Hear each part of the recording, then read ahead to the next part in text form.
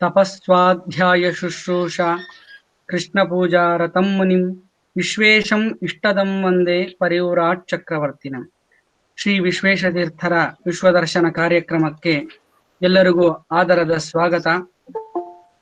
ಈ ಒಂದು ದಿವಸ ನಮ್ಮ ಕಾರ್ಯಕ್ರಮಕ್ಕೆ ವಿಶೇಷ ಅತಿಥಿಗಳಾಗಿ ಅಖಿಲ ಭಾರತೀಯ ಪ್ರಶಿಕ್ಷಣ ಪ್ರಮುಖರಾದಂತಹ ಹಾಗೂ ಸಂಸ್ಕೃತ ಭಾರತೀಯ ಪ್ರಕಾಶನದ ಪ್ರಮುಖರಾದ ಶ್ರೀಯುತ HR ವಿಶ್ವಾಸ ಅವರು ಗುರುಗಳ ಜೊತೆಗಿನ ಒಡನಾಟಗಳನ್ನು ಹಾಗೂ ಗುರುಗಳ ಭೌಮ ವ್ಯಕ್ತಿತ್ವವನ್ನು ಪರಿಚಯಿಸಲು ನಮ್ಮೊಂದಿಗೆ ಆಗಮಿಸಿದಂತಹ ಪೂಜ್ಯರಿಗೆ ಪೂರ್ಣಪ್ರಜ್ಞೆ ವಿದ್ಯಾಪೀಠದ ಹಿರಿಯ ವಿದ್ವಾಂಸರಾದಂತಹ ಬದರೀನಾಥ ಆಚಾರ್ಯರು ಸ್ವಾಗತ ಕೋರಬೇಕೆಂಬುದಾಗಿ ನಿಮ್ಮಲ್ಲಿ ಸವಿನಯ ಪ್ರಾರ್ಥನೆ. ವಿದ್ಯಾಮಾನ್ಯ ರಾಜಶಿಷ್ಯಂ ರಾಷ್ಟ್ರಮಾನ್ಯ ಯತೀಶ್ವರಂ ಪ್ರಪಂಚಮಾನಿತಂ ವಂದೇ ವಿಶ್ವೇಶ ಗುರುಶೇಖರಂ. ಪರಮ ಪೂಜ್ಯ ಹರಿಪಾದವನ್ನ ಸೇರಿದ ಪೂಜ್ಯ ಶ್ರೀಪಾದಂಗಳವರ ಅಲೌಕಿಕ ವ್ಯಕ್ತಿತ್ವ, ಅದು ಕೇವಲ ಲೌಕಿಕ ವ್ಯಕ್ತಿತ್ವ ಅಲ್ಲ, ಅದು ಅಲೌಕಿಕ ವ್ಯಕ್ತಿತ್ವ. ಅದರ ಚಿತ್ರಣವನ್ನ ಈಗಾಗಲೇ ಸುಮಾರು 70-80 ಮಂದಿಯ ಚಿತ್ರಣವನ್ನ ಮಾಡಿದ್ದಾರೆ. ಇನ್ನು 100 ಮಂದಿ ಕಾರ್ಯಕ್ರಮದಲ್ಲಿ ಭಾಗವಹಿಸಿ ಅವರ ಚಿತ್ರಣವನ್ನ ಮಾಡಲಿದ್ದಾರೆ. ಇವತ್ತು ಶ್ರೀಪಾದಂಗಳವರ ಭವ್ಯ ವ್ಯಕ್ತಿತ್ವವನ್ನ ಚಿತ್ರಣ ಮಾಡಲಿಕ್ಕೆ ಬಂದಿರತಕ್ಕಂತಹ ವ್ಯಕ್ತಿಗಳು, ಅವ್ರ ಬಗ್ಗೆ ಮಾತನಾಡಲಿಕ್ಕೆ ತುಂಬಾ ಹೆಮ್ಮೆ ಆಗತ್ತೆ. ಶ್ರೀಯುತ ವಿಶ್ವಾಸ್ ಎಂಬುದಾಗಿ ಅವರ ಹೆಸರು. ವಿಶ್ವಾಸ್ ಅವರು ಪೂರ್ಣಪ್ರಜ್ಞೆ ವಿದ್ಯಾಪೀಠದ ವಿದ್ವಾಂಸರು ಅಂತ ಹೇಳಲಿಕ್ಕೂ ನಮ್ಗೆ ತುಂಬಾ ಸಂತೋಷ ಆಗತ್ತೆ, ಹೆಮ್ಮೆ ಆಗತ್ತೆ. ಪೂರ್ಣಪ್ರಜ್ಞೆ ವಿದ್ಯಾಪೀಠದಲ್ಲಿ ಅಲಂಕಾರ ಶಾಸ್ತ್ರವನ್ನ ತುಂಬಾ ಚೆನ್ನಾಗಿ ಅಧ್ಯಯನ ಮಾಡಿದವರು ಶ್ರೀಯುತ ವಿಶ್ವಾಸ್ ಅವರು. ಅವರು ಇವತ್ತು ಕನ್ನಡದಲ್ಲಿ ಮಾತನಾಡಬೇಕಾಗಿದೆ. ಯಾಕೆ ಅಂದ್ರೆ ಅವ್ರು ಯಾವತ್ತೂ ಕೂಡ ಕನ್ನಡದಲ್ಲಿ ಮಾತಾಡೋದಿಲ್ಲ. ನೀವ್ ಯಾವುದೇ ಒಂದು ಹರಟೆ ಪಟ್ಟಂಗ ಹೊಡಿಬೇಕಾದ್ರೂ ಕೂಡ ಅವರು ಸಂಸ್ಕೃತದಲ್ಲೇ ಪಟ್ಟಂಗ ಹೊಡೆಯೋದು. ಯಾವುದೇ ವಿಷಯಗಳಲ್ಲೇ ಇರಲಿ ಸಂಸ್ಕೃತದಲ್ಲೇ ಅವರ ಮಾತು. ಹೀಗೆ ಸಂಸ್ಕೃತವನ್ನ ರಕ್ತಗತ ಮಾಡಿಕೊಂಡಿರ್ತಕ್ಕಂಥವ್ರು ಶ್ರೀಯುತ ವಿಶ್ವಾಸ್ ಅವರು. ಅವ್ರಿಗೆ ಆ ಭಾಷೆಯ ಮೇಲೆ ಎಂಥ ಹಿಡಿತ ಪ್ರಭುತ್ವ ಇದೆ ಅಂತ ಹೇಳಿದ್ರೆ, ಶ್ರೀಯುತ SL ಭೈರಪ್ಪ ಅವರು ಬರೆದಿರ್ತಕ್ಕಂತಹ ಕಾದಂಬರಿ, ಅದು ದಾಟು, ಆವರಣ, ಹೀಗೆ ಅನೇಕ ಕಾದಂಬರಿಗಳನ್ನ ಸಂಸ್ಕೃತ ಭಾಷೆಗೆ ಭಾಷಾಂತರವನ್ನು ಮಾಡಿದ್ದಾರೆ. ಆ ಭಾಷೆ ಅವರು ಬರೆದಿರ್ತಕ್ಕಂಥದ್ದು, ಅನುವಾದ ಮಾಡಿರ್ತಕ್ಕಂಥ ಭಾಷೆ ತುಂಬಾ ಸರಳ. ಸಂಸ್ಕೃತ ಬರದೇ ಇರೋರು ಓದಿದ್ರು ಕೂಡ ಆ ಸಂಸ್ಕೃತದ ಬಗ್ಗೆ ಅಭಿಮಾನ ಗೌರವ ಹುಟ್ಟಬೇಕು. ತಾವು ಸುಲಭವಾಗಿ ಸಂಸ್ಕೃತ ಕಲಿತಂತೆ ಆಗ್ಬೇಕು. ಆ ರೀತಿಯಾಗಿ ಆ ಭೈರಪ್ಪನವರ ಕಾದಂಬರಿಗಳ ಅನುವಾದವನ್ನ ಶ್ರೀಯುತ ವಿಶ್ವಾಸ್ ಅವರು ಮಾಡಿದ್ದಾರೆ. ಇದರಿಂದ ಅವರಿಗೆ ಭಾಷೆಯ ಮೇಲೆ ಎಷ್ಟು ಪ್ರಭುತ್ವ ಇದೆ ಅಂತ ಗೊತ್ತಾಗತ್ತೆ. ವಿಶ್ವಾಸ್ ಅವರು ಕೇವಲ ಸಂಸ್ಕೃತ ಭಾಷೆ ಅದರಲ್ಲಿ ಮಾತ್ರ ಅವರು ಪ್ರಾವೀಣ್ಯವನ್ನ ಪರಿಣತಿಯನ್ನು ಸಂಪಾದನೆ ಮಾಡಿದವರಲ್ಲ. ಅವರು ಕನ್ನಡ ಭಾಷೆಯಲ್ಲೂ ಕೂಡ ಅದೇ ಪ್ರಭುತ್ವವನ್ನ ಪರಿಣತಿಯನ್ನು ಸಂಪಾದನೆ ಮಾಡಿದ್ದಾರೆ. ಕನ್ನಡ ಭಾಷೆಯಲ್ಲೂ ಕೂಡ ಅನೇಕ ಕೃತಿಗಳನ್ನ ವಿಶ್ವಾಸ್ ಅವರು ರಚನೆ ಮಾಡಿ ಈ ಕನ್ನಡದ ಸಾಹಿತ್ಯಕ್ಕೂ ಕೂಡ ಬಹಳ ಕೊಡುಗೆಯನ್ನ, ಬಳುವಳಿಯನ್ನ ವಿಶ್ವಾಸ್ ಅವರು ನೀಡಿದ್ದಾರೆ. ಹಿಬ್ರೂ ಭಾಷೆ, ಆ ಹಿಬ್ರೂ ಭಾಷೆ ಸಂಪೂರ್ಣ ನಿರ್ನಾಮ ಆಗ್ಬೇಕಾಗಿತ್ತು. ಅದು ನಾಮಾವಶೇಷ ಅಂತ ಹೇಳ್ತಾರೆ. ಅದು ಹಿಬ್ರೂ ಅನ್ನೋ ಒಂದು ಭಾಷೆ ಇತ್ತು ಎಂಬುದಾಗಿ. ಅದನ್ನು ಬರ್ತಾ ಇದ್ದಿದ್ದು ಯಾರಿಗೋ ಒಬ್ರಿಗೋ ಇಬ್ರಿಗೋ ಏನೋ. ಲಕ್ಷಾಂತರ ಮಂದಿ ಮಾತನಾಡ್ತಾ ಇರ್ತಕ್ಕಂತಹ ಭಾಷೆ, ಇಡೀ ಭಾಷೆ ಇವತ್ತು ನಾಶವಾಗಿ ಯಾರೋ ಒಬ್ರು ಇಬ್ಬರಿಗೆ ಮಾತ್ರ ಹಿಬ್ರೂ ಭಾಷೆಯ ಪರಿಚಯ ಮಾತ್ರ ಇತ್ತು.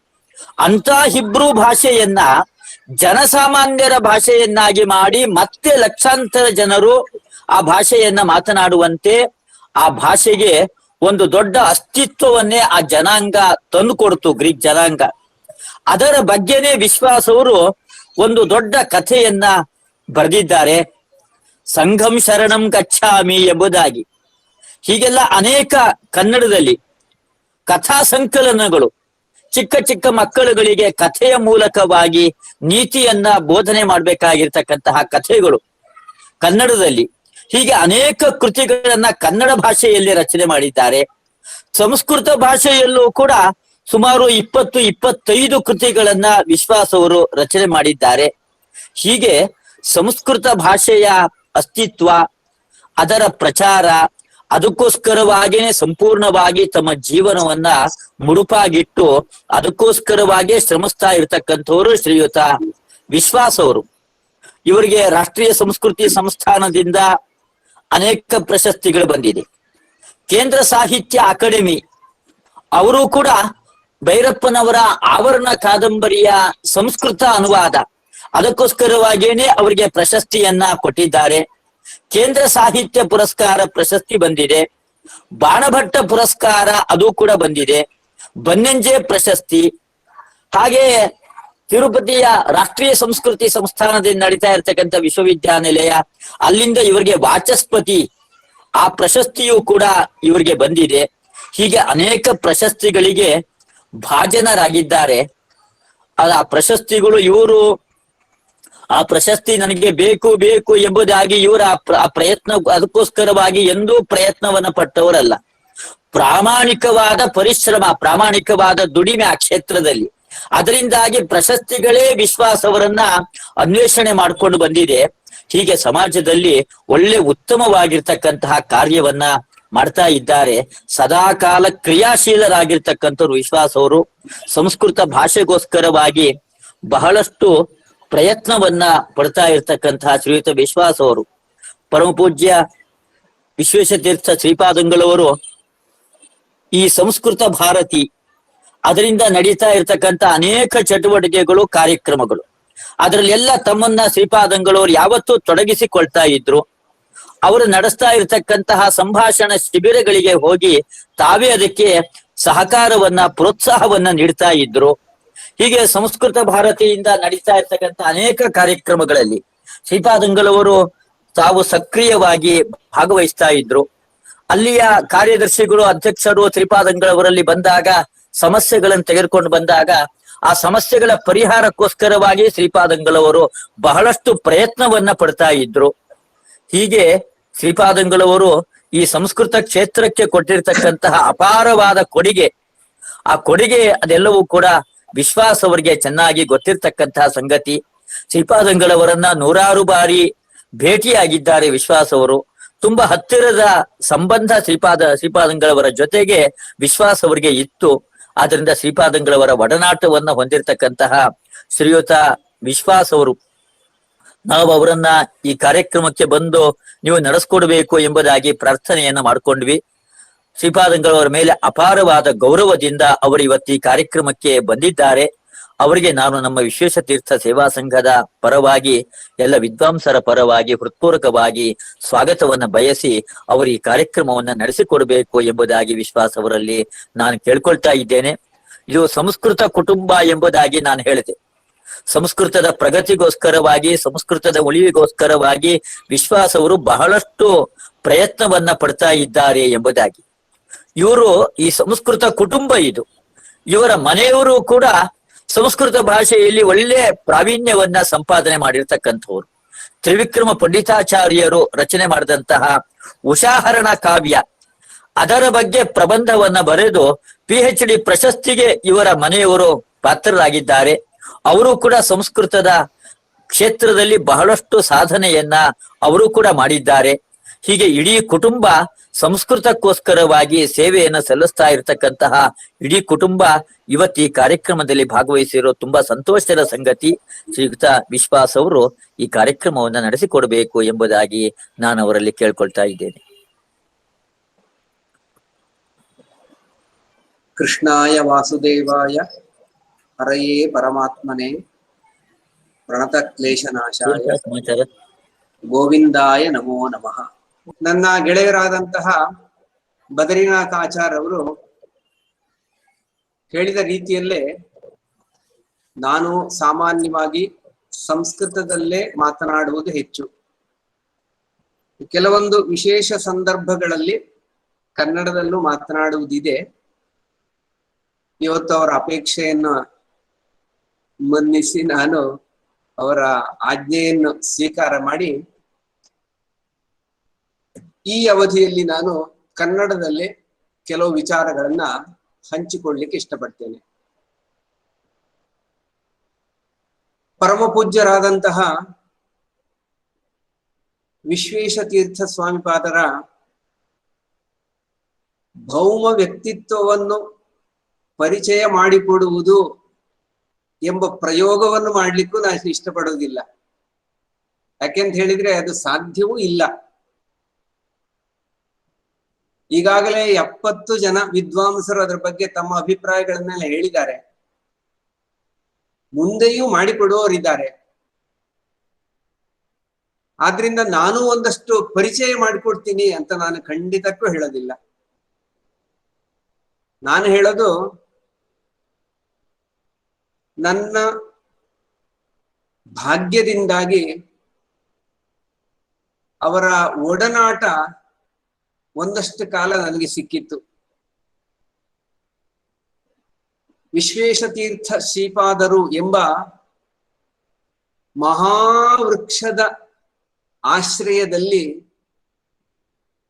ಕೆಲವು ಕ್ಷಣಗಳವರೆಗಾದ್ರೂ ಉಳಿದುಕೊಂಡು ವಿಶ್ರಾಂತಿ ಪಡಿತಕ್ಕಂಥ ಸುಖ ನನ್ನದಾಗಿತ್ತು. ಆ ಬಗ್ಗೆ ನಾನು ಯಾವಾಗಲೂ ಜೀವನದಲ್ಲಿ ಕೃತಜ್ಞನಾಗಿರ್ತೇನೆ. ವಸ್ತುತಃ ಈ ರೀತಿ ವಿಶ್ವೇಶತೀರ್ಥರ ವಿಶ್ವನಮನ ಅಂತ ಒಂದು ಕಾರ್ಯಕ್ರಮ ಆರಂಭವಾಗಿದೆ ಅಂತ ನನಗೆ ಗೊತ್ತಾಯ್ತು. ಕೆಲವು ಉಪನ್ಯಾಸಗಳನ್ನ ನಾನು ಕೇಳ್ತಾ ಇದ್ದೆ. ಆಗ ನನಗೇ ಅನಿಸಿತು, ವಸ್ತುತಃ ನಾನು ಕೆಲವು ಮಾತುಗಳನ್ನು ಇಲ್ಲಿ ಹೇಳಬೇಕು. ಅದು ಮಾತನಾಡಬೇಕು ಎಂಬತಕ್ಕಂಥ ಚಪಲದಿಂದ ಮಾತ್ರ ಖಂಡಿತ ಅಲ್ಲ. ಇದು ನಾನು ಸಲ್ಲಿಸಬಹುದಾದ ಕೃತಜ್ಞತೆಯ ಒಂದು ಲೇಷ. ಪರಮಪೂಜ್ಯ ವಿಶ್ವೇಶತೀರ್ಥ ಶ್ರೀಪಾದರಿಂದ ನಾನೇನು ಪಡ್ಕೊಂಡಿದ್ದೇನಿದೆಯೋ ಅದಕ್ಕೆ ಪ್ರತಿಯಾಗಿ ನಾನು ಸಲ್ಲಿಸಬಹುದಾದ ಒಂದು ಕೃತಜ್ಞತೆಯ ಒಂದು ಕಣ. ಇದನ್ನು ನನ್ನ ಮಾತುಗಳ ಮುಖಾಂತರ ವ್ಯಕ್ತಪಡಿಸ್ಲಿಕ್ಕೆ ಒಂದು ಅವಕಾಶ ಸಿಕ್ಕಿತು ಅಂತ ಅಂದುಕೊಂಡು ವಸ್ತುತಃ ನಾನೇ ವಿಚಾರಿಸಿದೆ. ನನ್ನ ಕೆಲವು ಅಂಶಗಳಿದೆ, ಕೆಲವೊಂದು ಅಂಶಗಳನ್ನು ಹೇಳಬಹುದು, ನಾನು ಅವಕಾಶ ಇದೆಯಾ ಅಂತ ಕೇಳಿಕೊಂಡು ನಾನೇ ವಸ್ತುತಃ ಪ್ರವೇಶ ಮಾಡಿದ್ದೀನಿ. ಗೆಳೆಯರು ಕೂಡ ಪ್ರಾಯಶಃ ಮುಂದೆ ಕರೆಯೋರಿದ್ರೋ ಏನು ನನಗೆ ಗೊತ್ತಿಲ್ಲ. ಹೇಗೂ ಆಗ್ಲಿ ಕೆಲವು ಮಾತುಗಳನ್ನ ಆಡ್ಲಿಕ್ಕೆ ಒಂದು ಅವಕಾಶ ನನಗೆ ಗುರುಗಳ ಕೃಪೆಯಿಂದಾನೇ ಸಿಕ್ಕಿದೆ. ಕೆಲವು ಅಂಶಗಳನ್ನ ಹಂಚಿಕೊಳ್ಳಲಿಕ್ಕೆ ನಾನು ಇಷ್ಟಪಡ್ತೇನೆ. ಪರಮಪೂಜ್ಯ ವಿಶ್ವೇಶತೀರ್ಥ ಶ್ರೀಪಾದರ ಮೊದಲ ದರ್ಶನ ನನಗೆ ಯಾವಾಗಾಯ್ತು ಇದನ್ನ ನಾನು ನೆನಪು ಮಾಡ್ಕೊಳ್ತಾ ಹೋದ್ರೆ ನನ್ನ ನೆನಪು ಸುಮಾರು 43 ವರ್ಷಗಳಷ್ಟು ಹಿಂದಕ್ಕೆ ಹೋಗುತ್ತೆ. ಇದು 1977ನೇ ಇಸ್ವಿ. ನಮ್ಮೂರು ಚಿಕ್ಕಮಗಳೂರು ಜಿಲ್ಲೆ ಕೊಪ್ಪ ತಾಲೂಕಿನಲ್ಲಿರ್ತಕ್ಕಂಥ ಒಂದು ಕುಗ್ರಾಮ. ಅಲ್ಲಿ ಒಂದು ಹಂತದವರೆಗೆ ವಿದ್ಯಾಭ್ಯಾಸ ಮುಗಿಸ್ಕೊಂಡಂತಹ ನಾನು ಆಮೇಲೆ ಸಂಸ್ಕೃತ ಅಧ್ಯಯನವಾದ್ರೂ ಆಗಬಹುದು ಅಂದುಕೊಂಡು ಉಡುಪಿಗೆ ಬಂದಿದ್ದೆ. ಪೇಜಾವರ ಮಠಕ್ಕೆ ಹೋಗಿ ಸೇರ್ಕೊಳ್ಬೇಕು ಅಂತ ಸಂಕಲ್ಪ ಮಾಡಿ ಬಂದವನಲ್ಲ ನಾನು. ಸಂಸ್ಕೃತ ಮಹಾಪಾಠಶಾಲೆಯ ಪ್ರಾಂಶುಪಾಲರು ನೀನು ಪೇಜಾವರ ಮಠಕ್ಕೆ ಹೋಗುವಂತ ಆದೇಶ ಮಾಡಿದ್ರು. ಅದರಂತೆ ನಾನು ಪೇಜಾವರ ಮಠಕ್ಕೆ ಹೋಗಿ ಸೇರ್ಕೊಂಡೆ. ರಘುರಾಮಾಚಾರ್ಯರು ತಮಗೆಲ್ಲ ಗೊತ್ತೇ ಇದೆ, ಅವರು ನನ್ನ ಮಠಕ್ಕೆ ಸೇರಿಸ್ಕೊಂಡ್ರು. ಪಡು ಚಾವಡಿಯಲ್ಲಿ ಒಂದು ಜಾಗ ಕೊಟ್ರು, ಅಲ್ಲಿ ನಾನು ಉಳ್ಕೊಂಡೆ. ಅಲ್ಲಿ ಉಳ್ಕೊಂಡು ಕೆಲವಷ್ಟು ದಿನಗಳವರೆಗೆ ವಿಶ್ವೇಶತೀರ್ಥರ ದರ್ಶನ ನನಗಾಗಿರ್ಲೇ ಇಲ್ಲ. ಯಾವತ್ತೋ ಒಂದು ದಿವಸ ನಾನೊಂದು ಲೇಖನದಲ್ಲೂ ಇದನ್ನು ಬರೆದುಕೊಂಡಿದ್ದೇನೆ. ಪ್ರಾಯಶಃ ಒಂದು ಮಧ್ಯಾಹ್ನ ನಂತರದ ಹೊತ್ತು, 4 ಗಂಟೆ ಹೊತ್ತು, ನಾವೆಲ್ಲ ಸ್ವಲ್ಪ ಓದಿ ವಿಶ್ರಾಂತಿ ಮಾಡ್ತಾ ಇತ್ತು. ಪೇಜಾವರ ಮಠದಲ್ಲಿ ಢಣ ಢಣ ಅಂತ ಗಂಟೆ ಶಬ್ದ ಆಯ್ತು. ಏನಾದ್ರು ವಿಶೇಷ ಕಾರ್ಯಕ್ರಮ ಇದ್ರೆ ವಿಶೇಷವಾಗಿ ಗಂಟೆ ಬಾರಿಸ್ತಾರೆ. ಆ ರೀತಿ ಸದ್ದು ಮಾಡಿದ್ರು. ಎಲ್ಲಾ ವಿದ್ಯಾರ್ಥಿಗಳು ಬೈರಾಸ್ ಓದ್ಕೊಂಡು ಸೀದಾ ಕೆಳಗೆ ಬರಬೇಕು ಅಂತ ಸೂಚನೆ ಬಂತು. ನಾವೆಲ್ಲ ಸೂಚನೆ ಪಾಲನೆ ಮಾಡ್ತಾ ಕೆಳಗೆ ಹೋದು ಸೀದಾ ಪೇಜಾವರ ಮಠದಲ್ಲಿ. ಪರಮಪೂಜ್ಯ ವಿಶ್ವೇಶತೀರ್ಥ ಶ್ರೀಪಾದರು ಹಾಲಿನ ಮಧ್ಯಭಾಗದಲ್ಲಿ ಗೋಡೆಗೆ ಒರಗಿ ಅಲ್ಲಿ ಅವರು ಕೂತ್ಕೊಂಡಿದ್ರು. ವಿದ್ಯಾರ್ಥಿಗಳೆಲ್ಲ ಸಾಲಿನವರು ಹತ್ರಕ್ಕೆ ಹೋಗ್ಬೇಕು. ಹತ್ರ ಹೋದಾಗ, ಸಮೀಪಕ್ಕೆ ಹೋದಾಗ ಪೇಜಾವರ ಶ್ರೀಗಳು ಪ್ರತಿಯೊಬ್ಬ ವಿದ್ಯಾರ್ಥಿಯನ್ನು ಒಂದು ಎರಡು ಮೂರು ಮಾತುಗಳಿಂದ ಮಾತನಾಡಿಸಿ 2 ಮೈಸೂರು ಪಾಕಿನ ಖಂಡಗಳನ್ನು ಕೊಡ್ತಾ ಇದ್ರು. ನಾನು ನೇರ ಅವರ ಹತ್ರಕ್ಕೆ ಹೋದೆ, ಪಂಕ್ತಿಯನ್ನು ಅನುಸರಿಸಿ. ಹತ್ರಕ್ಕೆ ಹೋದ ಕೂಡಲೇ ಕೇಳಿದ್ರು, ಏನಪ್ಪಾ ನಿನ್ನ ಹೆಸರೇನು ಕೇಳಿದ್ರು. ಹೇಳಿದೆ ಹೆಸರು. ಊರು ಯಾವುದು ಅದನ್ನು ಕೇಳಿದ್ರು. ಯಾವ ಕ್ಲಾಸಿಗೆ ಸೇರ್ಕೊಂಡಿದ್ದಿ ಅದನ್ನು ಕೇಳಿದ್ರು. 4ನೇದಾಗಿ ಹೇಳಿದ್ರು, ಸಂಸ್ಕೃತವನ್ನ ಚೆನ್ನಾಗಿ ಓದ್ಬೇಕು, ನಮ್ಮ ಮಠದಲ್ಲಿರ್ತಿ ಚೆನ್ನಾಗಿ ಕಲ್ತ್ಕೊಳ್ಬೇಕು. ಇಷ್ಟು ಹೇಳಿ ಅತ್ಯಂತ ಮಧುರವಾದಂತಹ ಮೈಸೂರು ಪಾಕಿನ 2 ತುಂಡುಗಳನ್ನು ಕೊಟ್ಟರು. ನಾನು ಯಾವಾಗಲೂ ನೆನಪು ಮಾಡ್ಕೊಳ್ತೇನೆ, ಆ ಮೈಸೂರು ಪಾಕು ಎಷ್ಟು ಮಧುರವಾಗಿತ್ತು, ನೆನೆದಷ್ಟು ಅದು ಅದರ ಮಾಧುರ್ಯ ಜಾಸ್ತಿ ಆಗ್ತಾ ಇದೆ. ಇಂದಿಗೂ ಅದೇ ರೀತಿ ಆ ಮೈಸೂರು ಪಾಕಿನ ಮಾಧುರ್ಯದ ರೀತಿಯಲ್ಲೇ ವಿಶ್ವೇಶತೀರ್ಥರ ಸ್ಮರಣೆ ಎಂಬತಕ್ಕಂಥದ್ದು ನೆನೆದಷ್ಟು ಮಾಧುರ್ಯವನ್ನು ಉಂಟು ಮಾಡಿಕೊಂಡದ್ದು. ಅದು ನನಗಾಗಿ ಇವತ್ತು ಕೂಡ ಅದು ಅನುಭವಕ್ಕೆ ಬರ್ತಾ ಇದೆ. ಇದಾದ್ಮೇಲೆ ನಾನು ಸುಮಾರು 4 ವರ್ಷಗಳು, ಪೂರ್ಣ 4 ವರ್ಷಗಳು ಪೇಜಾವರ ಮಠದಲ್ಲಿದ್ದೆ. ಮತ್ತು 1 ವರ್ಷ ಮಾಧ್ವ ಮಹಾಮಂಡಲದ ಛಾತ್ರಾವಾಸ ವಿದ್ಯಾರ್ಥಿ ನಿಲಯ ಅಲ್ಲಿ ಉಳ್ಕೊಂಡಿದ್ದೆ. ಒಟ್ಟು 5 ವರ್ಷಗಳಲ್ಲಿ ಉಡುಪಿಯ ಜೀವನ ಮಾಡಿದೆ. ಈ ಅವಧಿಯಲ್ಲಿ ಮಧ್ಯೆ ಮಧ್ಯೆ ವಿಶ್ವೇಶತೀರ್ಥರನ್ನ ದರ್ಶನ ಮಾಡತಕ್ಕಂಥ ಅವಕಾಶ ಸಿಗ್ತಾ ಇತ್ತು. ಇಷ್ಟಾದ್ರೂ ಸಹ ತುಂಬಾ ಆತ್ಮೀಯ ಎನ್ನುವ ರೀತಿಯಲ್ಲಿ ಪರಿಚಯ ಮಾಡ್ಕೊಳ್ತಕ್ಕಂಥ ಅವಕಾಶವೂ ಇರಲಿಲ್ಲ, ಪ್ರವೃತ್ತಿ ಇರಲಿಲ್ಲ. ಹಾಗಾಗಿ ಸ್ವಲ್ಪ ಮಟ್ಟಿಗೆ ದೂರದಿಂದಲೇ ನಾನಿದ್ದೆ. ಇದಾದ್ಮೇಲೆ 1981-82 ಸಾಲಿನಲ್ಲಿ ಉಡುಪಿಯಲ್ಲಿ ವಿದ್ವತ್ ಪೂರ್ವಾರ್ಧವನ್ನು ಮುಗಿಸಿದ ಮೇಲೆ ನಾನು ಸಂಸ್ಕೃತ ಭಾರತಿ ಅಂತ ಯಾವುದಕ್ಕೀಗ ಹೆಸರಿದೆ ಅದರ ಹಿಂದಿನ ರೂಪ ಹಿಂದೂ ಸೇವಾ ಪ್ರತಿಷ್ಠಾನದ ಸಂಸ್ಕೃತ ವಿಭಾಗ, ಅದರ ಪ್ರಮುಖರಾಗಿದ್ದಂತಹ ಚಮೂ ಕೃಷ್ಣ ಶಾಸ್ತ್ರಿಯವರ ಬೆನ್ನು ಹಿಡಿದು ನಾನು ಅವರ ಜೊತೆಯಲ್ಲಿ ಬೆಂಗಳೂರಿಗೆ ಬಂದು ಸೇರ್ಕೊಂಡೆ. ಬೆಂಗಳೂರಿನ ಶಂಕರಪುರದಲ್ಲಿ ನಮ್ಮ ವಾಸ ಇತ್ತು. ಅಲಂಕಾರ ವಿದ್ವತ್ ಪೂರ್ವಾರ್ಧವನ್ನು ನಾನು ಬೆಂಗಳೂರಿನಲ್ಲಿ ಮುಗಿಸಿದ್ದೆ. ಮಧ್ಯೆ 1 ವರ್ಷ ಪೂರ್ಣಾವಧಿ ಕಾರ್ಯಕರ್ತನಾಗಿ ಹಿಂದೂ ಸೇವಾ ಪ್ರತಿಷ್ಠಾನದ ಸಂಸ್ಕೃತ ವಿಭಾಗದ ಪೂರ್ಣಾವಧಿ ಕಾರ್ಯಕರ್ತನಾಗಿ ಸೇವಾವೃತ್ತಿ ಅಂತ ಕರಿತಾ ಇದ್ರು, ಸೇವಾವೃತ್ತಿಯಾಗಿ ತುಮಕೂರಿನಲ್ಲಿ ಕೆಲಸ ಮಾಡಿದೆ. ಅದಾದ ನಂತರ ಮತ್ತೆ ಬೆಂಗಳೂರಿಗೆ ಬಂದೆ. ಬೆಂಗಳೂರಿಗೆ ಬಂದ ನಂತರ ನನ್ನ ವಿದ್ಯಾಭ್ಯಾಸವನ್ನು ಅಲಂಕಾರ ವಿದ್ವತ್ನಲ್ಲಿ ಉತ್ತರಾರ್ಧವನ್ನು ಮಾಡಬೇಕು ಅಂತ ನನಗಂತೂ ಅಪೇಕ್ಷೆ ಇತ್ತು. ಬೆಂಗಳೂರಿನಲ್ಲಿ ಚಾಮರಾಜೇಂದ್ರ ಸಂಸ್ಕೃತ ಮಹಾಪಾಠಶಾಲೆ ತುಂಬಾ ಪ್ರಸಿದ್ಧವಾದ್ದು, ತುಂಬಾ ಹಳೆ ಮಹಾಪಾಠಶಾಲೆ. ಆದ್ರೆ ಅಲಂಕಾರ ಶಾಸ್ತ್ರದ ಶಿಕ್ಷಣ ಅಲ್ಲಿ ತುಂಬಾ ಚೆನ್ನಾಗಿ ನಡೀತಿರ್ಲಿಲ್ಲ, ಅದು ಗೊತ್ತಿದ್ದು. ನನಗೇನೋ ಸ್ವಲ್ಪ ಚಾಪಲ ಇತ್ತು, ಚೆನ್ನಾಗಿ ಓದ್ಬೇಕು ಅಂತ. ಹಾಗೆ ನಮ್ಮ ಚಮೂ ಕೃಷ್ಣ ಶಾಸ್ತ್ರಿಯವರ ಹತ್ರ ನಿವೇದನೆ ಮಾಡಿಕೊಂಡಾಗ ಅವ್ರು ಹೇಳಿದ್ರು, ಹಾಗಿದ್ರೆ ನೀನು ಪೂರ್ಣಪ್ರಜ್ಞ ವಿದ್ಯಾಪೀಠಕ್ಕೆ ಹೋಗು, ಅಲ್ಲಿ ಓದ್ಬಹುದು ಅಂತ ಹೇಳ್ಕೊಂಡು ಅವರ ನನ್ನ ವಿದ್ಯಾಪೀಠಕ್ಕೆ ಕಳಿಸಿದ್ರು. ಹಾಗಾಗಿ ನಾನು ಒಂದ್ ದಿವಸ ಪೂರ್ಣಪ್ರಜ್ಞ ವಿದ್ಯಾಪೀಠಕ್ಕೆ ಬಂದೆ. ಪೂಜ್ಯರಾದಂತಹ ಹಯವದನ ಪುರಾಣಿಕರು ಆವಾಗ ಪ್ರಾಂಶುಪಾಲರಾಗಿದ್ರು. ಅವರನ್ನ ಕಂಡು ಮಾತನಾಡಿದೆ. ಅತ್ಯಂತ ಪ್ರೀತಿಯಿಂದ ವಿದ್ಯಾಪೀಠದ ಬಾಹ್ಯ ವಿದ್ಯಾರ್ಥಿಯಾಗಿ ಅವರು ನನ್ನನ್ನು ಸೇರಿಸಿಕೊಂಡ್ರು. ಮುಂದಿನ 2 ವರ್ಷ ನಾನು ನಮ್ಮ ಶಂಕರಪುರದ ಹಿಂದೂ ಸೇವಾ ಪ್ರತಿಷ್ಠಾನದ ಸಂಸ್ಕೃತ ವಿಭಾಗದಲ್ಲಿ ವಾಸ ಮಾಡ್ತಾ ಇದ್ದವನು, ಪ್ರತಿದಿನ ಸೈಕಲ್ನಲ್ಲಿ ವಿದ್ಯಾಪೀಠಕ್ಕೆ ಬರುವವನು, ಇಲ್ಲಿ ಬೆಳಗಿನಿಂದ ಮಧ್ಯಾಹ್ನ ತನಕ ಅಧ್ಯಯನ ಮಾಡುವನು. ಊಟ ಎಲ್ಲ ಮುಗಿಸಿ ಆಮೇಲೆ ಮರಳಿ ಹೋಗ್ತಾ ಇದ್ದೆ. ಮಧ್ಯೆ ಬೇರೆ ಬೇರೆ ಕೆಲಸಗಳನ್ನ ಮಾಡ್ಕೊಳ್ತಾ ಇದ್ದೆ. ಸಂಸ್ಕೃತ ಭಾರತೀಯದ್ದು ಸಂಸ್ಕೃತದ ಕೆಲಸ.